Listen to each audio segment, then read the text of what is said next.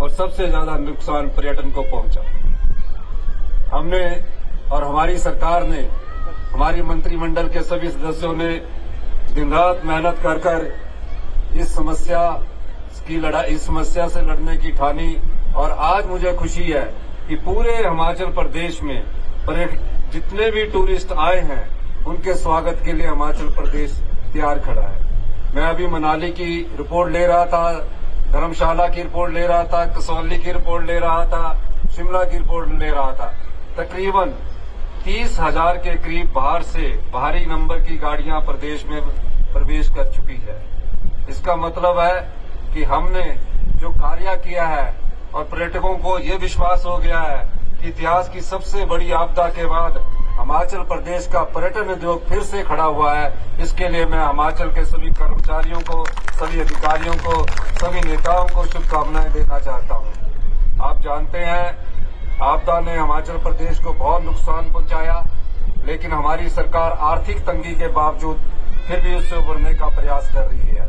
इस दिशा में हम दिन प्रतिदिन नए नए प्रयोग कर रहे हैं। इसी सिलसिले में ये भी एक विंटर कार्निवल भी पर्यटकों को आकर्षित करने के लिए इस प्रकार का आयोजन किया गया है। अभी हमने एक और कहा है कि 20 दिसंबर से 5 जनवरी तक हिमाचल प्रदेश के जितने भी ईटिंग ज्वाइंट्स है, यानी कि अपनी मर्जी से वो पूरा दिन रात खुले रह सकते हैं। कोई 11 बजे के बाद कोई पुलिस वाला उनको तंग नहीं करेगा, कोई 1 बजे के बाद उनको पुलिस वाला तंग नहीं करेगा। वो खुले रह सकते हैं, क्योंकि पर्यटक जब यहाँ आता है वो हमारा अतिथि है, उसका अभाव करना हमारा फर्ज बनता है। और मैंने ये भी दिशा निर्देश दिए हैं, अगर किसी पर्यटक कहीं ज्यादा झूम गया तो उसे पुलिस थाने में नहीं डालना है, उसे उसके घर में उसको उसके घर में और या होटल में छोड़ देना है।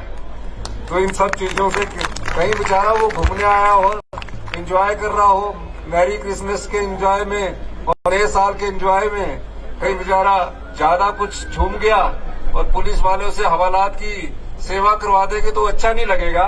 तो मैंने दिशा निर्देश दिए हैं कि उनको उठाकर उनके होटल ठहरा देना और आराम से उनको सुला देना।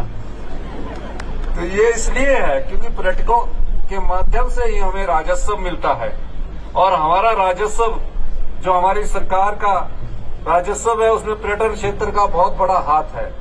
अगर हम इस पर्यटन क्षेत्र में पर्यटकों का अतिथि की तरह स्वागत नहीं करेंगे तो आने वाले समय में इतने होटल है हमारे वो खाली होंगे, इतने होम स्टे हैं जो खाली होंगे।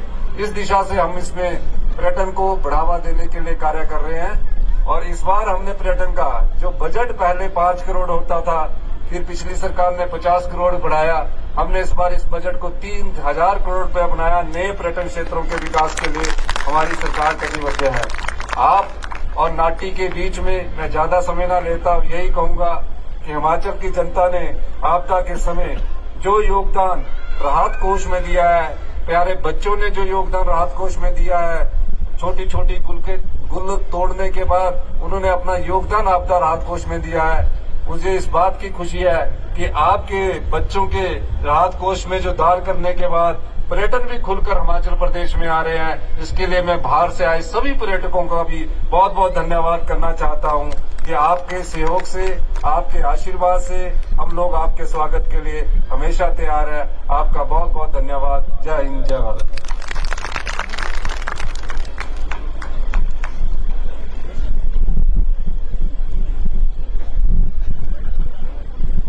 बहुत बहुत धन्यवाद माननीय मुख्यमंत्री महोदय जी, आपका मार्गदर्शन, आपका